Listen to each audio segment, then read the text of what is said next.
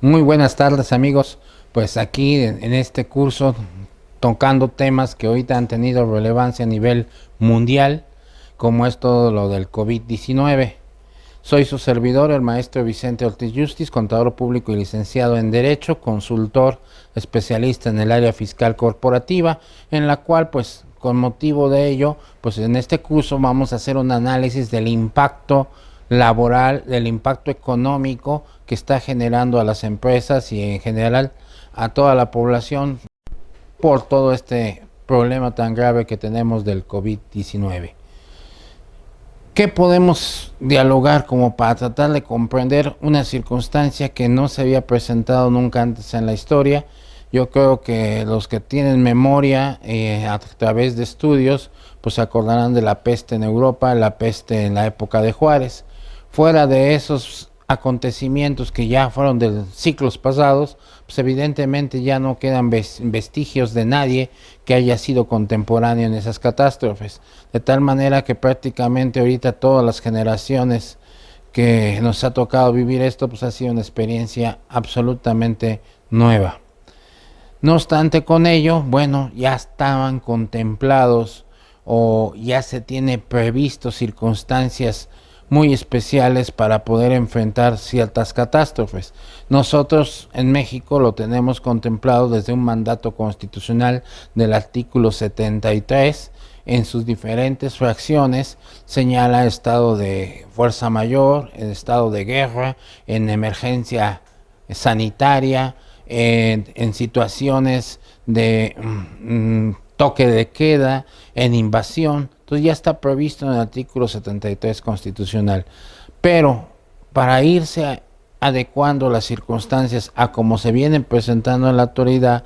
evidentemente nos tenemos que auxiliar o ayudar de los organismos internacionales, que son los que ponen la base principal en el que todos los países se deben de alinear. Por eso el entorno económico que se tiene que enfrentar en una situación como es en el COVID-19, que está afectando en todo lado del mundo, es precisamente quien toma la batuta, son los organismos internacionales. Verbo la Gracia, el Fondo Monetario Internacional, el Banco Mundial, la UNESCO, la ONU, la OCDE y demás organismos especializados en cuestiones de índole internacional, en cuestiones de sanidad, como es la Organización Mundial de la Salud, que es la encargada oficialmente de analizar los efectos de catástrofes biológicas, de virus, bacterias o de alguna circunstancia en materia de salud mundial. Todos estos organismos han establecido con el paso del tiempo, han ido adecuando su normatividad. El punto más importante que podemos atacar en el tema de hoy, me voy enfocado a la parte corporativa, a la parte económica que nos está impactando en función del empleo. ¿Por qué el empleo? Porque independientemente de que este COVID-19, que es una enfermedad, un virus que está invadiendo y que en cierto modo va a estar controlado o hasta erradicado, así lo esperamos todos, no deja de ser que aunque ya termine todas las medidas emergentes que se están tomando en todos los países, pues todavía va a haber un efecto, un espectro de miedo y un espectro económico. El espectro económico es un proceso que va a tardar pues, diferentes tiempos, cada país tiene circunstancias muy particulares, mientras unos puedan medio recuperarse en el paso de 5 meses, a lo mejor otros en 3, a lo mejor otros tardará un año en recuperar por lo menos el ritmo que tenían antes de haber empezado esta pandemia que tenemos ahorita que estar sufriendo en todos lados del mundo. Bien, en nuestra primera lámina vamos a manejar toda la explicación de las normas internacionales del trabajo. ¿Por qué? Porque son los principios que debe de prevención económica que se tienen que tomar en cuenta en todos los países. Ya ustedes, como vayamos platicando, cada quien va a analizarlo si realmente percibe que nuestra legislación y nuestras autoridades, en el caso de México, están cumpliendo con todas estas normas internacionales del trabajo. Existen más de 500 normas vigentes internacionales relativas a lo que es el trabajo.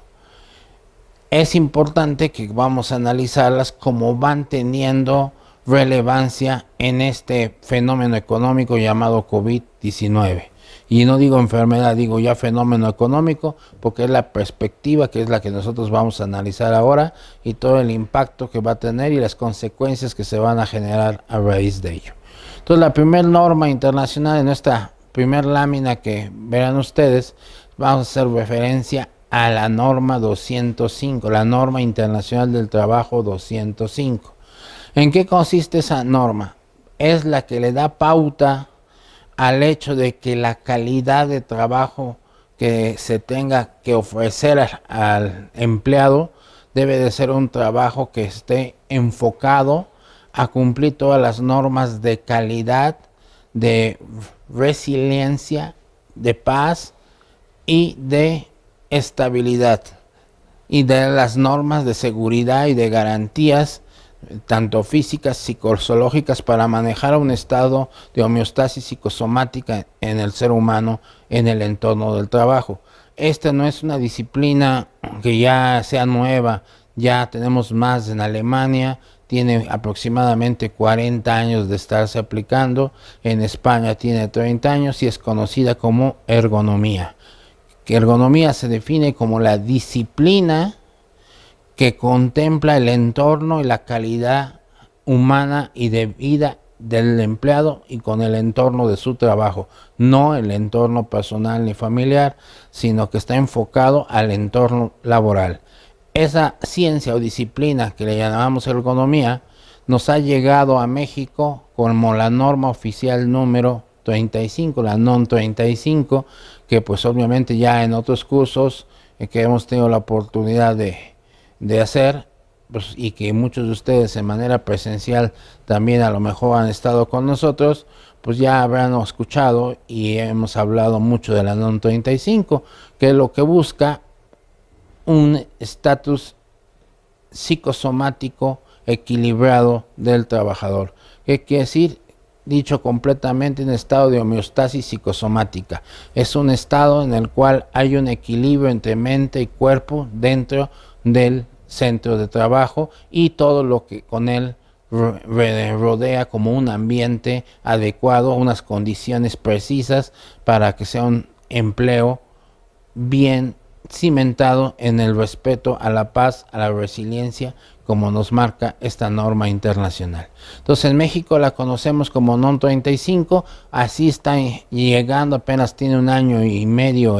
que entró en vigor. Sin embargo, como les digo, en otros países ya tiene 30, 40 años y se conoce como la ciencia de la ergonomía. Entonces, la norma internacional 205, lo primero que empieza es por la calidad de trabajo,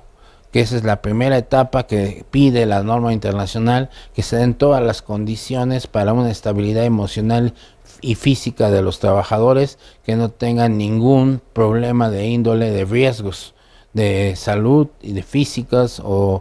y de calidad psicológica. Por tal motivo, esta norma 205 es la primera que afecta al mundo que estamos viviendo del COVID-19, puesto que partiendo de ella suceden secuencialmente unos articulados de la norma donde nos va diciendo dónde debe de encaminarse el trabajo. Como es en el caso de que vamos a ver en la siguiente lámina los puntos que abarca esta NOM 205, esta norma internacional del trabajo 205. Cabe señalar previamente que estas normas internacionales son instituidas por la Organización Internacional del Trabajo, que es una de las muchas organizaciones a nivel mundial enfocadas a estabilizar, a nivelar, a mantener un equilibrio y una constancia en las buenas relaciones que existen entre patrón y trabajadores, las condiciones del trabajo. Busca estandarizar las normas internacionales, lleguen a estandarizar las leyes de cada país, siempre en la búsqueda de ese bienestar dentro y fuera del trabajo. Bien, pues en forma, se puede decir, especial, podemos decir que la norma internacional 205 debe de estar enfocada principalmente en los puntos siguientes: la estabilización de medios de vida, la recuperación económica y generación de empleo, la promoción del empleo sostenible. Ya desde ahí deben ir pensando si eso de empleo sostenible se da en los países del tercer mundo, como en el caso de México. ¿Cuántos empleos se generan y que son de naturaleza eventual? Cuando el gobierno genera, ejemplo, una infraestructura para hacer una carretera, para hacer alguna edificación, para hacer algún edificio de gobierno o un mercado público o cualquier actividad de construcción que realiza el gobierno, pues no es un empleo sustentable, es un empleo temporal mientras dure la obra. Y después, ¿qué pasa con esa gente? Se mantiene buscando trabajo, o no consigue trabajo, o interrumpe sus ingresos en la medida en que vayan ubicándose en nuevos trabajos. Esto que representa, pues, de que no es un empleo ni que dé garantías ni seguridad al trabajador, y por lo tanto no es un empleo sustentable. La búsqueda de todos los países es que se generen empleos que ya sean, ahora sí que constantes para pues largos años de labor, y de alguna manera no afecte en cierto sentido hasta en el periodo en que entre a un retiro o una jubilación los trabajadores. Entonces, la promoción del empleo sostenible es una lucha de la Organización Internacional del Trabajo, y que ahorita va a tener que buscar programas emergentes para poder coadyuvar a ayudar a todas aquellas personas que, ya sea porque los despidieron, y que más adelante vamos a analizar que es una forma indebida de actuar de los empleadores, pero que también va relacionado con la falta de liquidez de las empresas, que pues obviamente al no contar con dinero, pues tal vez no digan directamente te despido, simplemente no le están pagando la nómina de los trabajadores. Entonces, ese efecto es la búsqueda de la promoción del empleo sostenible. También, evidentemente, no es un trabajo solo ni de la Organización Internacional, ni tampoco es un trabajo exclusivo de los gobiernos de cada país, sino es una función que podemos decir tripartita, que es el Estado, es el gobierno, son los patrones y los trabajadores y sus representantes. De ahí que esta norma internacional 205 nos habla también del diálogo social, la negociación colectiva. La negociación colectiva no es otra cosa más que coordinarse de alguna manera con los sindicatos. En ese orden de ideas, podemos decir que lo que busca esta norma internacional del trabajo es encontrar los mecanismos conjuntamente con los gobiernos, con las organizaciones patronales y con los propios trabajadores, de ver la manera de negociación para la búsqueda tanto de no perder la fuente de trabajo, o bien generar nuevas fuentes de trabajo, o bien también un financiamiento de la naturaleza que se pudiese obtener para garantizar el pago de sueldos y de salarios de los trabajadores. A eso se refiere con el diálogo social. En la siguiente lámina lo pongo en una forma separado de los demás conceptos, porque al final de cuentas, ¿qué es lo que se busca en el mercado de trabajo? Garantizar la seguridad básica del ingreso. Por encima de todo, ¿qué es lo que se busca? Garantizar que haya ingreso. ¿Para quién? Pues obviamente tanto para el empleador, para que reciba ingresos y pueda pagar la nómina, como evidentemente la garantía de que los trabajadores obtengan su ingreso. Entonces, el mercado de trabajo, en la búsqueda de mecanismos de financiamiento, del empleo sustentable, de organizaciones que de alguna manera busquen planes y proyectos, programas innovadores para dar rentabilidad a los países, a dar que el Producto Interno Bruto se desarrolle y como consecuencia tengamos mayor empleo o certeza de que va a haber una fuente de trabajo, es parte del análisis de la Organización Internacional del Trabajo mediante el estudio del mercado de trabajo. Es bien sabido que América Latina, por encima de Europa,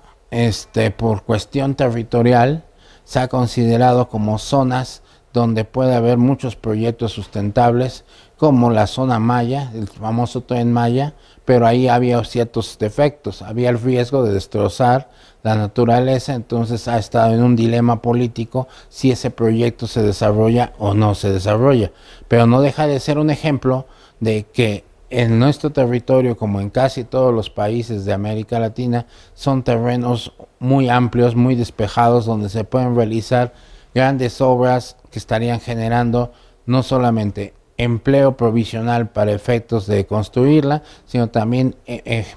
puestos o trabajos permanentes una vez que se lleve a cabo ese proyecto. Un ejemplo sería también el hecho de que sería empleo temporal la institución o la creación del nuevo aeropuerto, y sería un empleo sostenible todos los empleos que se generarían con las personas que tienen que trabajar en el aeropuerto. Entonces, proyectos como ese, independientemente de dónde se realicen y los conflictos o lo que se haya politizado en base en el ejemplo que pongo, bueno, eso ya es aparte, el que acepten o no que se ponga en un determinado lugar. Aquí lo que estamos analizando es que es un proyecto que genera trabajo temporal y posteriormente un trabajo ya constante y sostenible. Y así proyectos como eso, México, Centro y Sudamérica tienen la posibilidad de desarrollar en este país muchos, pero bastantes proyectos para poder generar empleos sustentables. Todos esos análisis, todas esas posiciones no dejan de ser una labor que promueve la Organización Internacional del Trabajo. Evidentemente, no nada más estableciendo las normas, sino que en búsqueda dará la validación, la certificación o los elementos necesarios para coadyugar a que se reconozca como sustentable el proyecto y puedan intervenir organizaciones como el Fondo Monetario Internacional, el Banco Mundial o cualquier otra fuerza económica que pueda dar una aportación directa al desarrollo de esos proyectos, y evidentemente se nace con eso, se le da vida a un mercado de trabajo, garantizando por lo siguiente la seguridad básica de la obtención del ingreso. Entonces, la Organización Nacional del Trabajo, a través de la problemática de la pandemia del COVID-19, pues ha iniciado ya el programa emergente, que es la búsqueda de mercado de trabajo, generando, coadyugando y validando proyectos para que durante su desarrollo, una vez que pase la pandemia, se empiecen a generar nuevos empleos temporales y también ya sueldos o empleos sustentables en el paso del tiempo. En nuestra siguiente lámina, pues se vuelve un poquito más específico todo esto,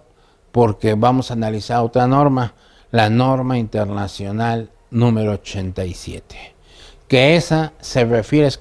exclusivamente a los diálogos sociales con las organizaciones colectivas de trabajo, o sea, con los sindicatos. Y en la búsqueda de la libertad sindical, en la lucha por dar una verdadera transparencia a los representantes de los trabajadores, pues la norma internacional 87, emitida por la Organización Internacional del Trabajo, lo que pretende es establecer un lineamiento para que todas las leyes laborales de todos los países se respete la libertad sindical. No todos los países el derecho laboral fue una conquista de revolución.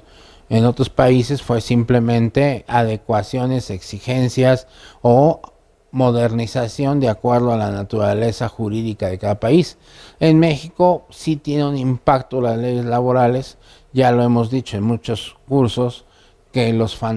fantasmas de las revoluciones quedan plasmadas en las constituciones.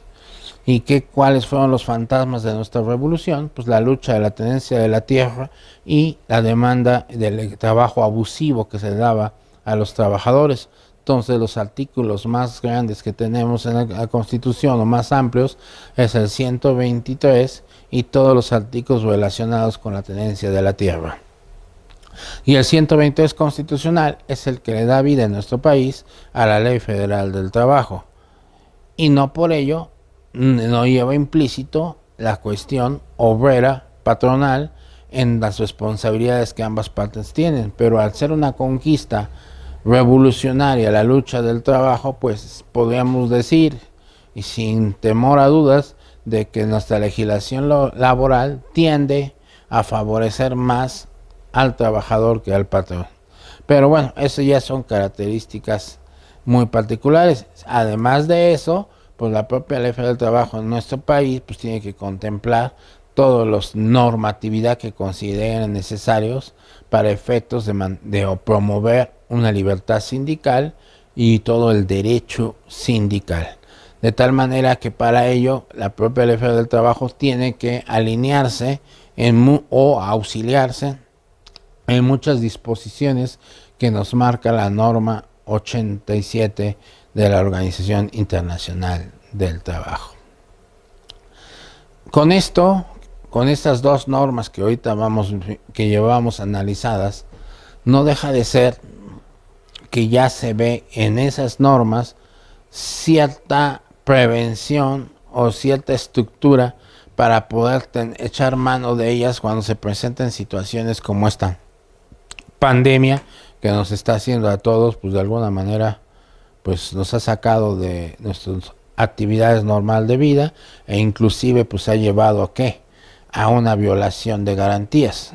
Violación que está justificada en la Constitución. Una garantía individual solo puede ser suspendida por una garantía social por caso de emergencia. Entonces, de entrada ahorita con todas las peticiones, aunque no han sido marcadas como obligatorias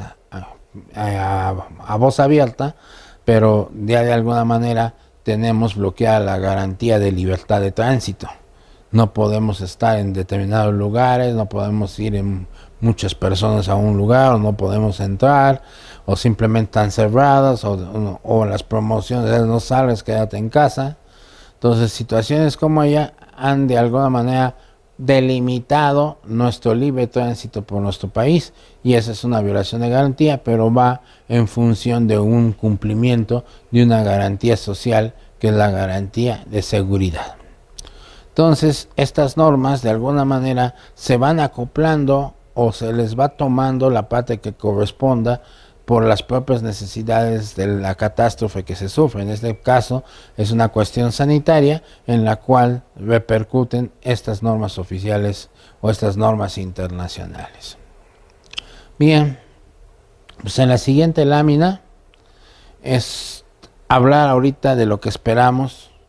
que cuando termine esta pandemia se va a llevar de corbata 25 millones de empleos en todo el mundo.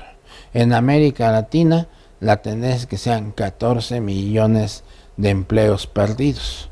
De tal manera que las normas internacionales que mencioné anteriormente, la 205 y la 87, van a ser unas normas que van a tener que funcionar y promoverse por la Organización Internacional y hacerlas patente y obligatoria en todos los países para que se generen proyectos de mercado laboral, se garantice la certeza jurídica en el trabajo y por lo tanto sean empleos totalmente sustentables y no temporadas,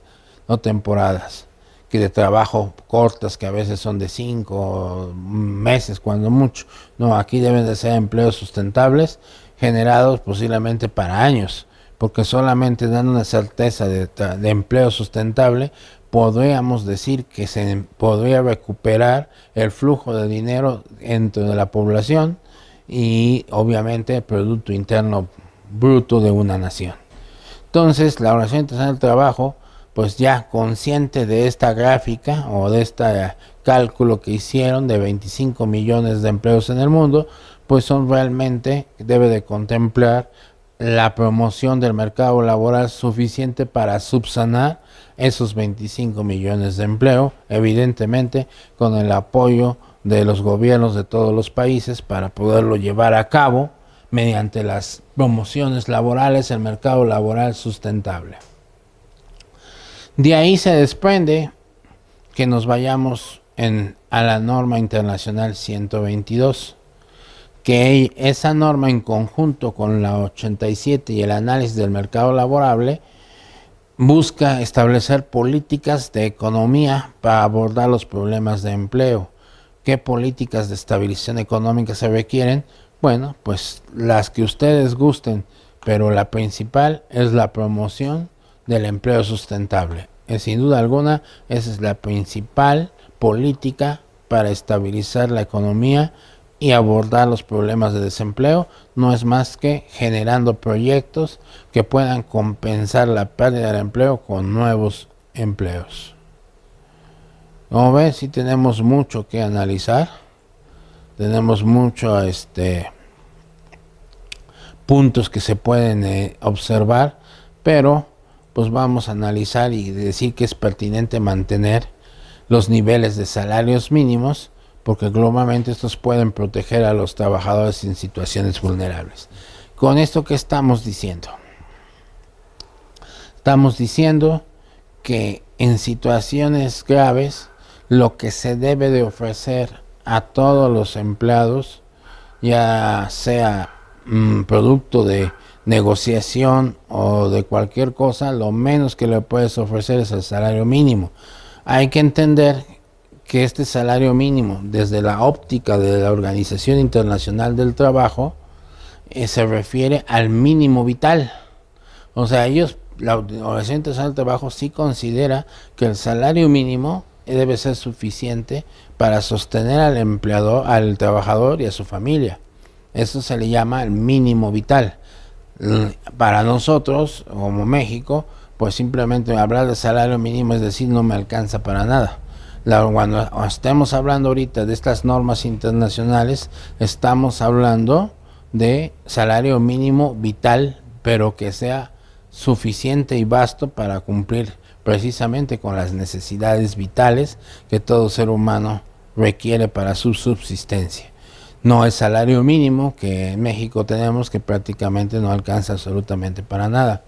Entonces la Organización Internacional del Trabajo nos señala, nos dice que todos debemos de tener en una situación de pandemia, buscar la forma, la metodología o los recursos financieros, lo que sea necesario para que en un momento dado se les pueda dar a los trabajadores ese mínimo vital, ya sea que lo dé la empresa a la que presta sus servicios o proyectos de subsidios que dé el gobierno federal y organizaciones no gubernamentales o iniciativa privada, quien pueda dar el financiamiento para que las necesidades mínimo vitales les sean cubiertas a todos los trabajadores, en particular a aquellos que no les podrán cumplir con su salario o bien a aquellos que de plano ya se quedaron sin empleo. Entonces, la Organización Internacional del Trabajo habla de un mínimo vital, pero que lo hacen con llamar también salario mínimo. Pero pues ya sabemos, no lo asociemos con el nuestro, porque el salario mínimo creo que no cumple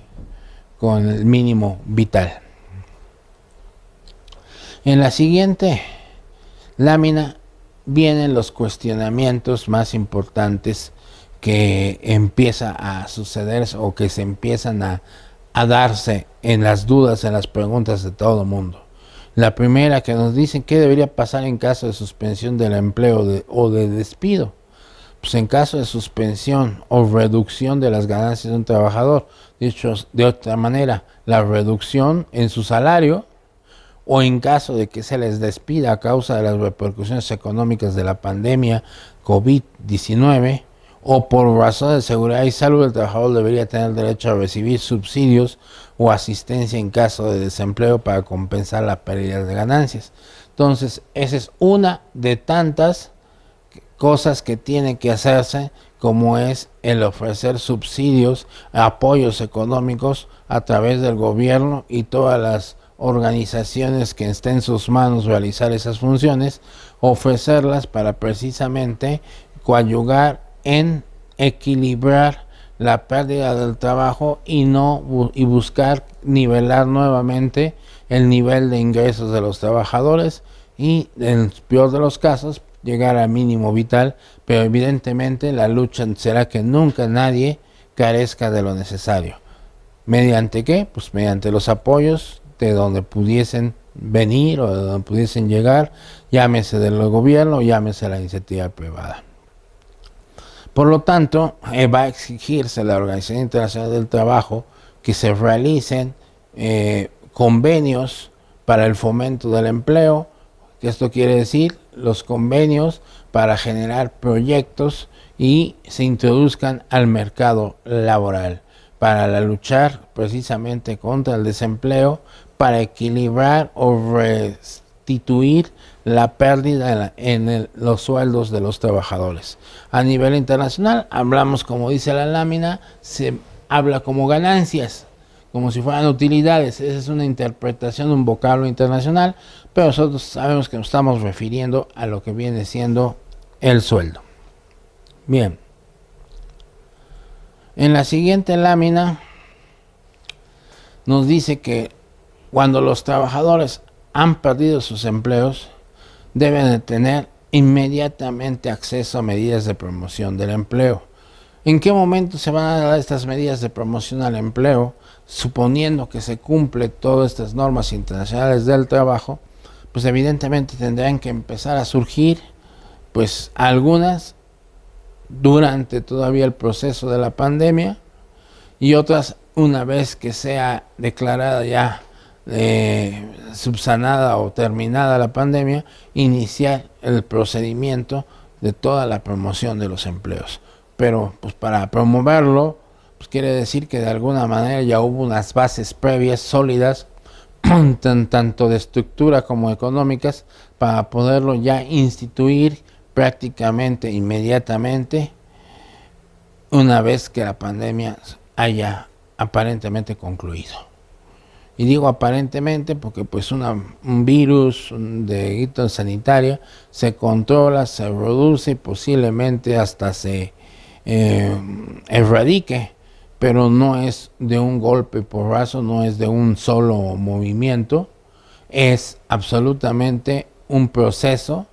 que va a ir hasta subsanarlo o hasta erradicarlo, pero no deja de ser un proceso de tiempo que realmente no se puede estimar en qué momento podríamos decir que ya se erradicó, se controló al 100% una pandemia. En el caso de cuando sean despidos individuales, existen ya convenios que contempla la Organización Internacional del Trabajo en base a un convenio sobre la terminación de las relaciones de trabajo, hecho desde 1982 en la norma internacional 158, donde se establece como principio básico que no se podrá terminar la relación de trabajo sin que exista para ello una causa justificada. ¿Esa causa justificada cuál podría ser? Bueno, pues algún incumplimiento de un trabajador a un aspecto obligatorio que tuviese que cumplir, pero el hecho de que falte por una cuestión de emergencia sanitaria no es una causal para que sea despedido el trabajador. ¿Sí se puede terminar una relación de trabajo? Sí, indudablemente que se puede terminar con la debida liquidación o el pago, como lo conocemos, de finiquito al mismo. Bien, continuamos con lo que venimos platicando, pero vamos a tratar de ser un poquito más analíticos a partir de lo que vamos ahorita a dialogar. ¿Por qué digo que más detallado? Porque estamos hablando de una norma internacional 158 que, de acuerdo al convenio sobre terminación de relación de trabajo de 1982, con la que fue creada esta norma internacional, pues es un estudio, es un convenio para promover una correcta terminación de las relaciones de trabajo, causales de despido, el propio despido y la remuneración o la ganancia, como habla el convenio, que debe de recibir el trabajador una vez que haya terminado su vínculo con el empleador. Aquí en México ya sabemos que es muy fácil cobrar a la gente, decirle ya no te queremos, vete y hazle como quieras. Son algunas de las muchas situaciones a veces anómalas que se van presentando en una mala terminación de relaciones de trabajo. De igual manera también puede haber una pésima terminación de relaciones de trabajo en la medida en que no haya una renuncia, no haya un diálogo y evidentemente tampoco exista pago alguno por finiquito o se le haga saber el monto de los pagos. Y bueno, pues aquí saludando a todos los que nos acompañan aquí presentes en el curso, pero bueno, bien, siguiendo con este tema, el análisis financiero que se tiene que hacer para poder establecer las políticas de terminación de relaciones de trabajo desde el punto de vista económico, ya que tenemos en primer lugar las causales de despido, el propio despido, pero al final de cuentas todo tiene que terminar en un finiquito. Esos finiquitos, como lo conocemos aquí en México, no son más que el mecanismo de cálculo de ganancias que debe de percibir un trabajador una vez que se rescinda las relaciones de trabajo, y esto debe de apegarse a los conceptos que en términos generales el convenio sobre terminación de relaciones de trabajo de 1982 estableció la norma internacional de la OIT 158, es la que nos señala claramente qué conceptos deben de abarcar los finiquitos por una terminación de relaciones de trabajo. ¿Cuáles son ellos? Esos principios o esos elementos básicos: la retribución anual, las cantidades previstas por el tiempo estimado en que un trabajador podría volver a encontrar un nuevo trabajo, y finalmente aquellas prestaciones que ya devengó pero que al momento de la terminación de las relaciones de trabajo no le fueron de ninguna manera otorgadas. Entonces, la Organización Internacional del Trabajo, mediante la norma internacional 158, contempla tres formas de pago: el pago de los beneficios anuales, el pago de indemnizaciones correspondientes a los periodos que se estimaron internacionalmente para que el trabajador pueda volver a encontrar otro labor, otro empleo, y bien, tercero, el pago por lo que ya fue devengado por sus servicios. Entonces son los tres conceptos mínimos que aquí lo tenemos contemplado, con la prima de antigüedad, con la indemnización de 3 meses de salario, con una compensación por no reintegrarse al trabajo de 20 días por año, y las proporcionales que haya devengado en materia de gratificación anual, como de vacaciones o de primas vacacionales. Como ven, todos esos conceptos sí cumplen con la norma internacional 158 que nos exige la Organización Internacional del Trabajo, y que va a promover que se cumplan con todos estos despidos que se van generando por la COVID-19 una vez que esté terminado o liberada la pandemia, de acuerdo a las autoridades sanitarias de cada país. Es evidente que el espectro económico de estos finiquitos puede ser que se vea reflejado aproximadamente unos 3 o 4 meses después de que sea levantada cualquier situación de cuidados de la pandemia. Una vez que haya terminado o se declare erradicada,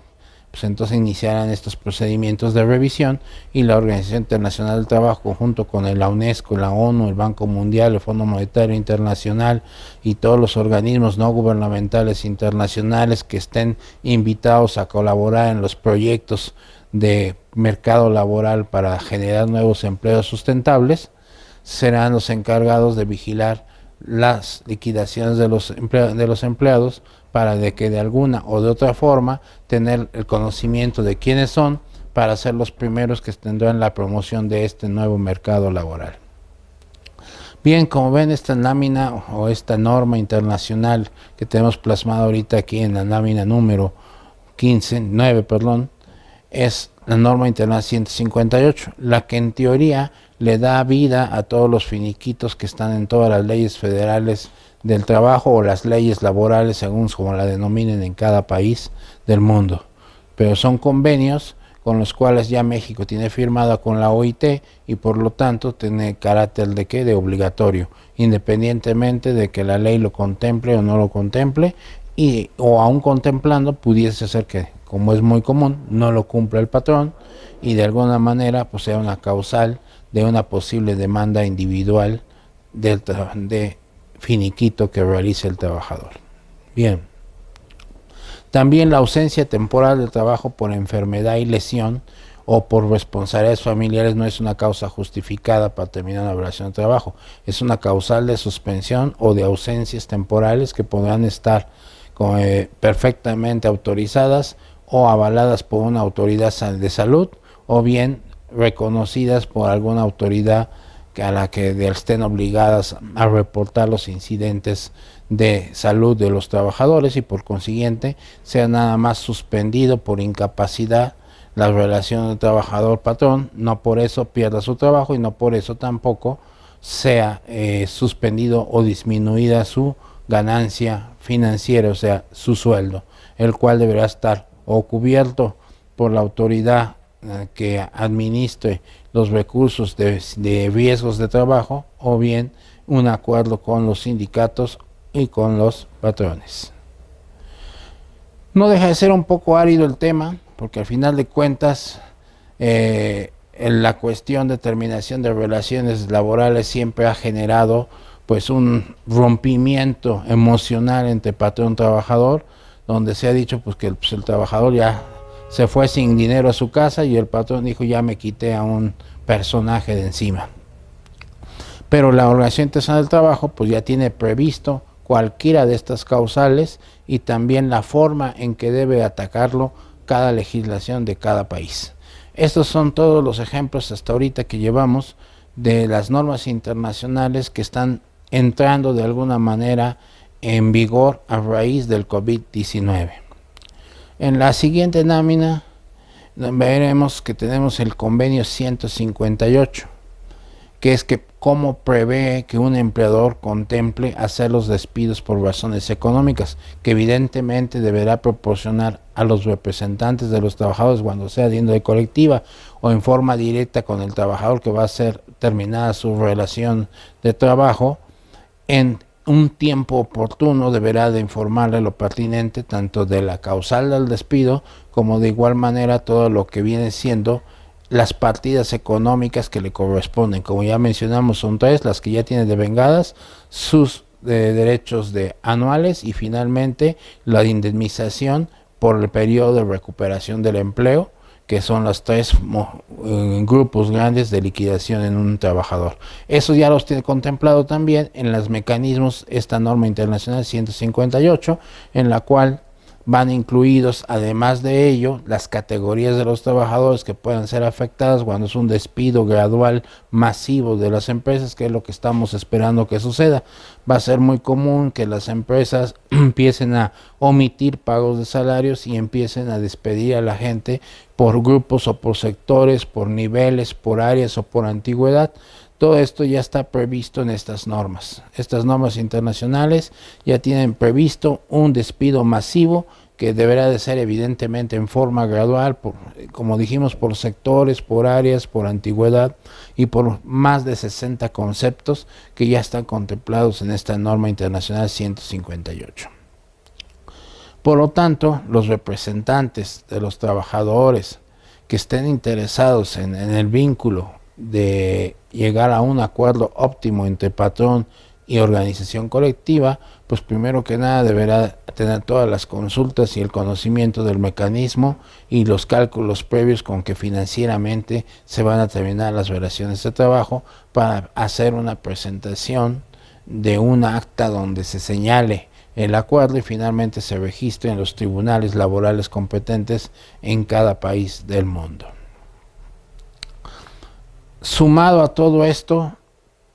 podemos decir que el convenio 158 tiene la parte financiera, pero al fin y al cabo esa parte financiera se basa en la anterior lámina, la 205 y la 187, la 87, en donde se remarca el periodo que va a abarcar esa finiquito o esa liquidación económica. Tiene que partir de un periodo determinado que debe ser énfasis acordado entre el patrón y los trabajadores, como es en el caso de México la fecha de ingreso y la fecha de despido.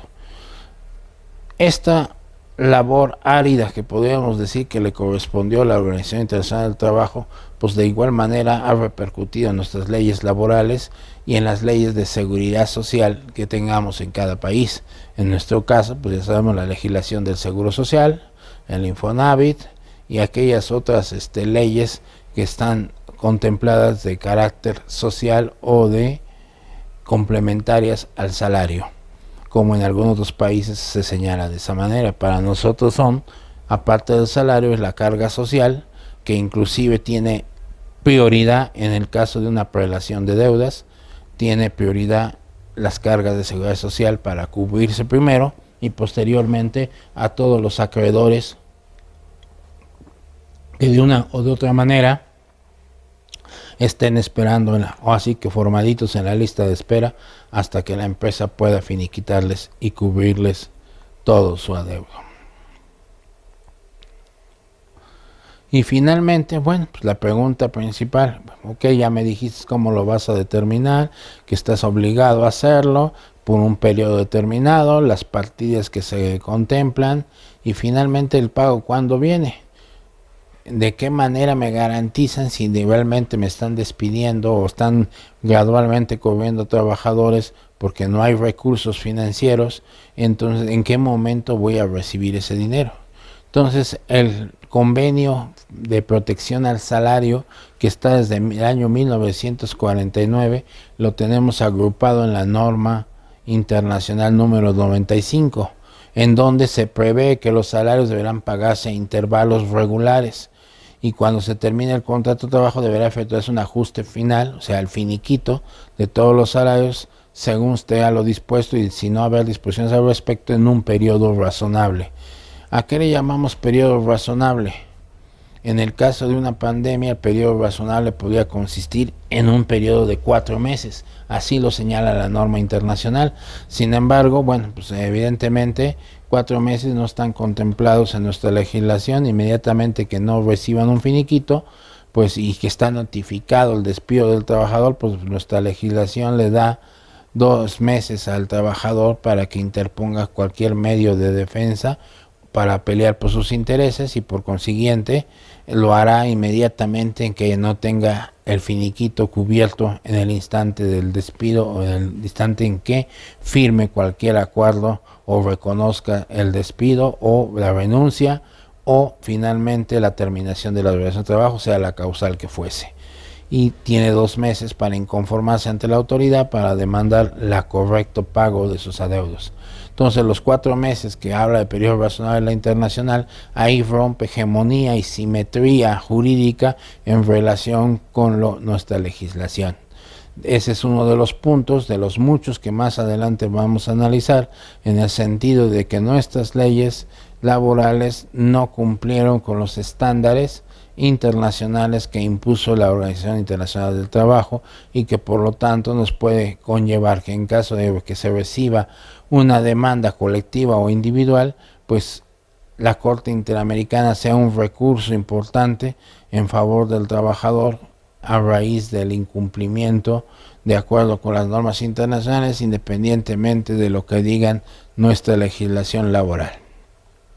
Entonces la norma 95 tiene una primera contradicción con nuestra legislación. Nosotros tenemos 2 meses, el trabajador tiene 2 meses para demandar un despido injustificado y el pago de su dinero, y aquí nos habla la norma 95 que en caso de terminación, incluyendo la falta de recursos, le pide un periodo razonable que tendrá que ser un periodo de 4 meses, o sea, 2 meses más de lo que nosotros tenemos contemplado en nuestra norma jurídica.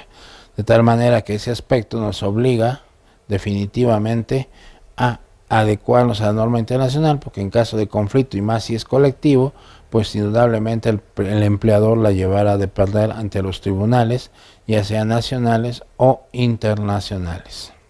Bien.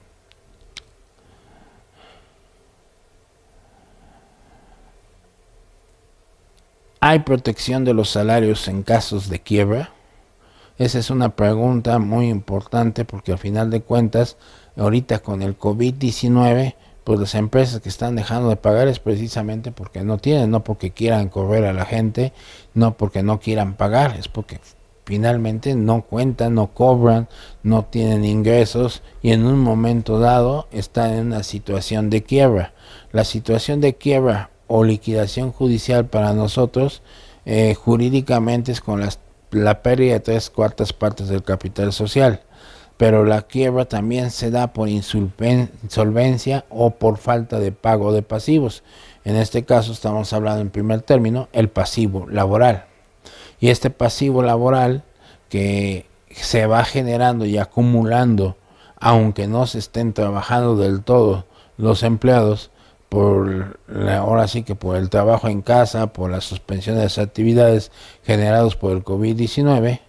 entonces este convenio de la número 95 de la protección del salario, establece que los trabajadores y empleados deberán ser considerados como acreedores preferentes. ¿Esto qué quiere decir? La prelación de deuda. Cuando una empresa tiene acreedores diversos, en primer lugar, por prelación de deuda, o sea, por orden de pago de pasivos, primero son los trabajadores, los sueldos de los trabajadores, después los pagos de seguridad social, y ya en tercer término los impuestos federales, y en cuarto lugar el resto de los acreedores. Si sumamos todos esos conceptos, pues muchas veces ni alcanza para el primero, que es de los trabajadores. Entonces la NOM 95, o sea, la norma internacional 95, exige a los gobiernos que pueda o que sostenga algún proyecto de riesgo en el sentido de programas adecuados para poder subsanar la falta de esos pagos, como subsidios o finalmente financiamientos como el clásico muy conocido en los Estados Unidos, que es el seguro de desempleo. Algo equivalente en el resto de los países se puede ir aplicando. Bien, pues hasta ahí estamos terminando con un tema, pero el siguiente tema nos vamos a referir al quiebre de las empresas.